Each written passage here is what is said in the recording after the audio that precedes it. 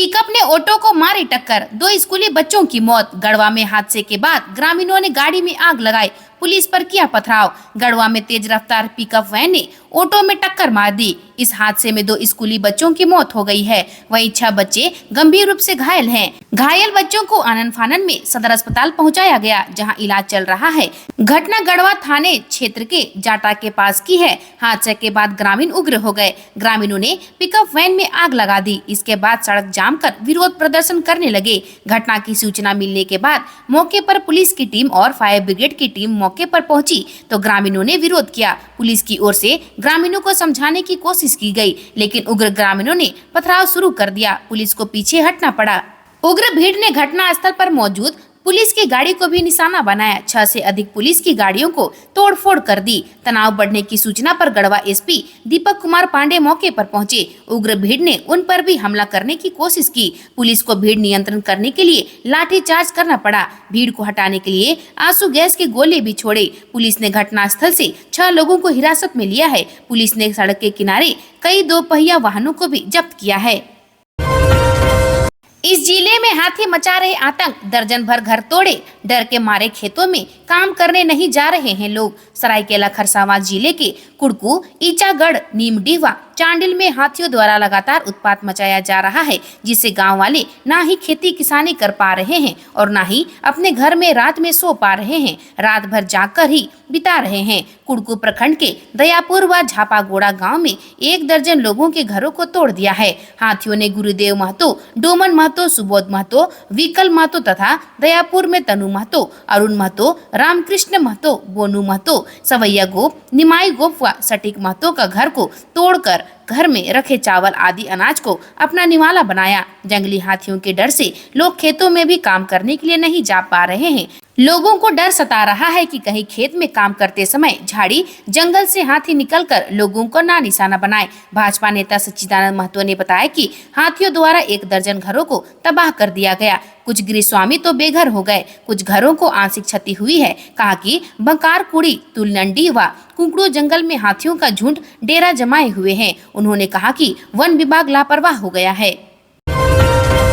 Driver साहब, बस आगे मत बढ़ाइए। बस के ऊपर बैठे यात्री हाई टेंशन लाइट की चपेट में आए, 3 की मौत, 5 घायल। रिम्स में भर्ती बारातियों ने बताया कि बार बार बोलने के बाद भी ड्राइवर ने बस नहीं रोकी। बस में बैठे बाराती चिल्लाते रहे कि पुलिया के ऊपर 11,000 वोल्ट का बिजली का तार लटक रहा है, जिससे बस के ऊपर बैठे लोगों को करंट लग सकता है। लेकिन ड्राइवर शायद नशे की हालत में था। उसने एक बार बस रोक दिया, लेकिन फिर कुछ ही मिनट के बाद यह कहकर बस आगे बढ़ा दी कि आगे जो होगा देखा जाएगा। बस रोकने के बाद करीब 10 बाराती बस से नीचे उतर गए थे, लेकिन जो नहीं उतर पाए वे हाई वोल्टेज तार के चपेट में आ गए, जिसमें 3 की घटना स्थल पर ही मौत हो गई, जबकि 5 घायलों का इलाज रिम्स में चल रहा है।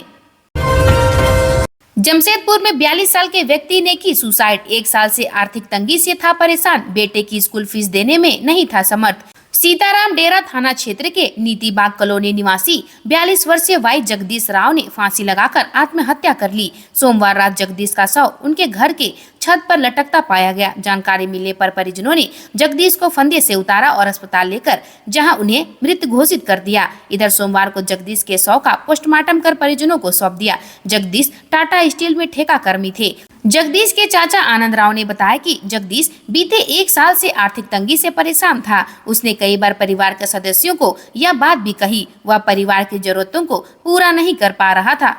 सोमवार रात को वह घर आया था। रात 9 बजे सभी उसे खाना खाने के लिए ढूंढ रहे थे। इसी दौरान परिजनों ने देखा कि छत की सीढ़ी के ऊपर लगे पाइप में ओढ़नी के सहारे जगदीश ने फांसी लगा ली।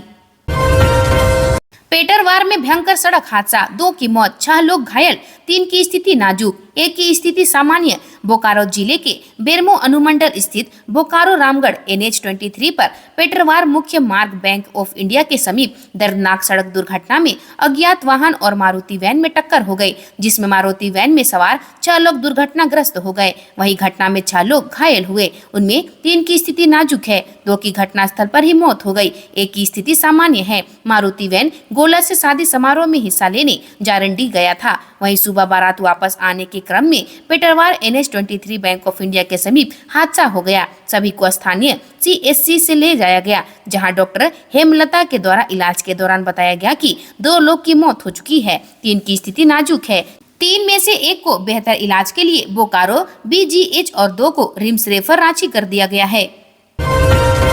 मुरादाबाद में ABVP ने किया प्रदर्शन। TMU में 25 दिन में हुई 3 मौतों की CBI जांच की मांग। मुरादाबाद स्थित तीर्थकर महावीर यूनिवर्सिटी में 25 दिन के भीतर संदिग्ध हालत में हुई 3 मौतों का मामला तूल पकड़ रहा है। अखिल भारतीय विद्यार्थी परिषद ने एक बार फिर इस मामले में प्रदर्शन कर जुलूस निकाला है। परिषद की मांग है कि यूनिवर्सिटी कैंपस के अंदर हुई महिला एसोसिएट प्रोफेसर, मेडिकल स्टूडेंट और एक BBA छात्र की मौत की CBI जांच कराई जाए। अखिल भारतीय विद्यार्थी परिषद के कार्यकर्ताओं ने मंगलवार को बूथ बाजार में TMU प्रशासन के खिलाफ नारेबाजी करते हुए जुलूस निकाला। इसके बाद इंपीरियल तिहारे पर पहुंचकर पुतला दहन किया। प्रदर्शनकारियों ने इस दौरान TMU प्रशासन के खिलाफ जमकर नारेबाजी की।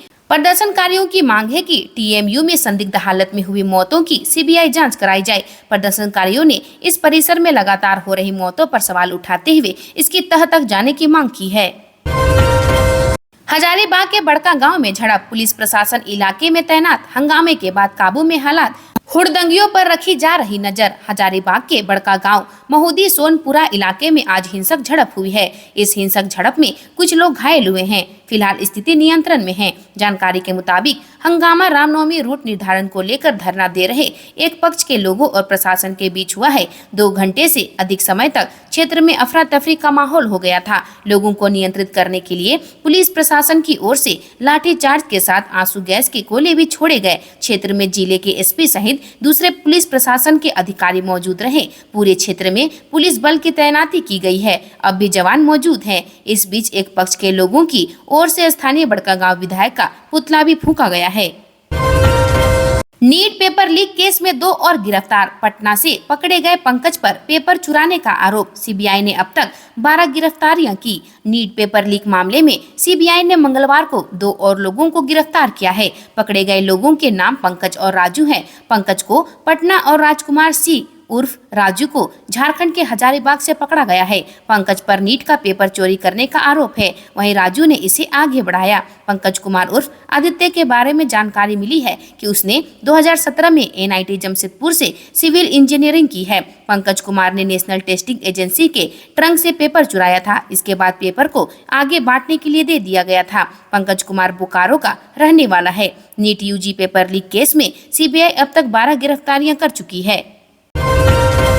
लोकसभा चुनाव में इस प्रत्याशी ने पानी की तरह बहाया पैसा, फिर भी हार गई चुनाव। कुल इतने रुपए किए खर्च। पूर्व मुख्यमंत्री मधु कोड़ा की पत्नी तथा पूर्व सांसद गीता कोड़ा सबसे अधिक खर्च कर भी लोकसभा चुनाव हार गई। उनके द्वारा चुनाव आयोग को सौंपे गए चुनाव खर्च के ब्यौरे से यह पता चलता है। उन्होंने लोकसभा चुनाव में लगभग 78 लाख रुपए खर्च किए, जो सभी सीटों पर चुनाव लड़ने वाले प्रत्याशियों में सर्वाधिक है। उन्हें चुनाव हारने वाली झामुमो प्रत्याशी जोबा मांझी ने लगभग 74 लाख रुपए खर्च किए। गीता कोड़ा ने इस बार कांग्रेस से इस्तीफा देकर भाजपा के चुनाव चिन्ह पर सिंहभूम संसदीय निर्वाचन क्षेत्र से चुनाव लड़ा था। उन्हें अपनी सीट खोनी पड़ी। राज्य के सभी 14 संसदीय क्षेत्रों में प्रत्याशियों द्वारा खर्च की गई राशि की बात करें तो गीता कोड़ा तथा जोबा मांझी के अलावा 2 अन्य प्रत्याशी ने भी 70 लाख रुपए से अधिक की राशि चुनाव में खर्च की।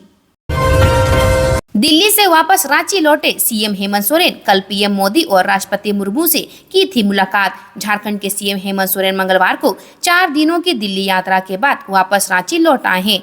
हेमंत सोरेन अपनी पत्नी कल्पना सोरेन के साथ दिल्ली की यात्रा पर गए थे। अब वे अपनी पत्नी कल्पना सोरेन के साथ वापस रांची लौट गए हैं। रांची एयरपोर्ट पर CM हेमंत सोरेन ने PM से भेंट पर कहा कि संघीय ढांचा में ऐसी मुलाकात की जरूरी है। PM देश की सरकार चला रहे हैं और हम राज्य की सरकार चला रहे हैं। हम उनका सम्मान करें, वो राज्यों को सम्मान दे और ऐसा होते रहना चाहिए। बता दें कि CM हेमंत सोरेन ने दिल्ली में प्रधानमंत्री मोदी से मुलाकात की थी और इसके बाद उन्होंने अपनी पत्नी कल्पना सोरेन के साथ राष्ट्रपति द्रौपदी मुर्मू से भी भेंट की। सोमवार शाम को दिल्ली में ही हेमंत सोरेन ने पूर्णिया से निर्दलीय सांसद पप्पू यादव से भी मुलाकात की थी। रिम्स में सशस्त्र ड्यूटी देंगे होमगार्ड के जवान और आर्म्स पुलिस फोर्स निदेशक ने डीजीपी को लिखा पत्र। राज्य के सबसे बड़े अस्पताल रिम्स की सुरक्षा बढ़ाने को लेकर कवायद तेज कर दी गई है। रिम्स में तैनात होमगार्ड के जवान अब सशस्त्र तैयार रहेंगे, साथ ही आर्म्स पुलिस फोर्स की तैनाती भी करने की तैयारी है। इसे लेकर रिम्स निदेशक ने डीजीपी से लेकर प्रशासन तक को पत्र लिखकर इसकी जरूरत बताई है। रिम्स निदेशक डॉक्टर राजकुमार ने बताया कि रिम्स की सुरक्षा उनकी पहली प्राथमिकता है। रिम्स में लगातार अतिक्रमण का खेल जारी है, इसलिए जरूरी है कि यहाँ के सुरक्षा कर्मियों नियमों के तहत हथियार के साथ तैनात रहें। इससे उनका प्रभाव भी बढ़ेगा और गलत करने वाले डरेंगे। उन्होंने कहा कि इससे रिम्स में अतिक्रमण दूर करने से लेकर वार्ड में मरीजों की सुरक्षा तक सुनिश्चित की जा सकेगी।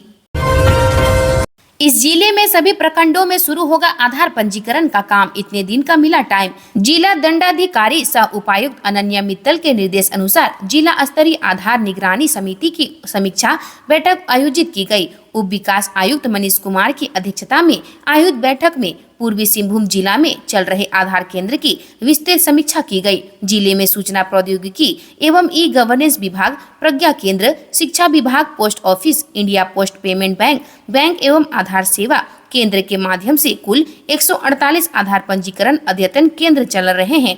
सभी प्रखंड संसाधन केंद्रों में अगले 15 दिनों के अंदर आधार पंजीकरण एवं अद्यतन का कार्य शुरू करने का निर्देश शिक्षा विभाग को दिया गया है। कैंप के माध्यम से विद्यालय के सभी बच्चों का आधार पंजीकरण करने का निर्देश दिया है। इंडिया पोस्ट पेमेंट बैंक को समाज कल्याण विभाग के साथ मिलकर कैंप के माध्यम से 5 वर्ष से कम उम्र के बच्चों का आधार पंजीकरण करने का निर्देश दिया गया है। सेंट्रल जेल घागीडीह में बंद आधार केंद्र को जल्द से जल्द शुरू कराने का भी निर्देश दिया गया है एवं आधार पंजीकरण के लिए जेल के साथ ऑब्जर्वेशन होम को टैग करने का निर्देश दिया गया। सांसद ने साइकिल बांटी, पौधे भी लगाए। झारखंड बालिका आवासीय विद्यालय पहुंची सांसद, स्टूडेंट्स को दी साइकिल। सांसद जोबा मांझी ने मंगलवार को सोनुआ के बेगुना स्थित झारखंड बालिका आवासीय विद्यालय गुदड़ी, सोनुआ व गलाईकेरा बच्चों के बीच साइकिल वितरण कर पौधारोपण किया। इस दौरान सांसद ने छात्रों को पर्यावरण संरक्षण के महत्व बताते हुए कहा कि लगाए गए पौधों का देखभाल आपको करना है। मौके पर छात्रों ने सांसद के समक्ष स्कूल में बेंच डेस्क की समस्या रखते हुए पठन पाठन में आने वाली परेशानियों से अवगत कराया। इस पर सांसद ने छात्राओं को आश्वासन किया कि उनकी समस्याओं से अवगत है। कहा कि DFT से विद्यालय में बेंच डेस्क उपलब्ध कराएंगे। इसके लिए उपायुक्त से वार्ता करेंगे।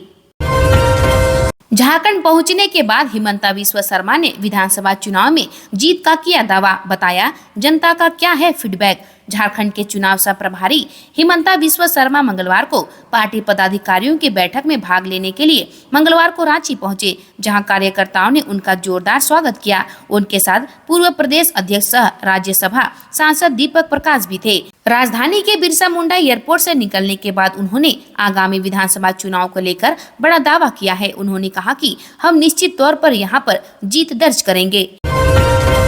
सावन के हर महीने में देवघर में लाखों शिव भक्तों का होता है समागम।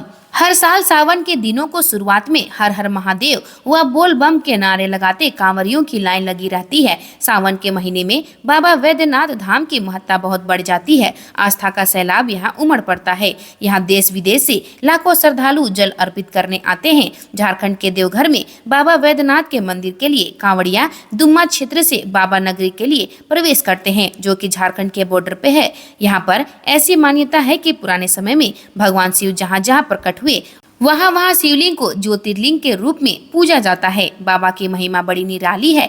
बाबा वैद्यनाथ का खास महत्व इसलिए है कि वे अपने भक्तों की हर मनोकामना पूरी करते हैं, इसलिए इसे मनोकामना लिंग भी कहते हैं।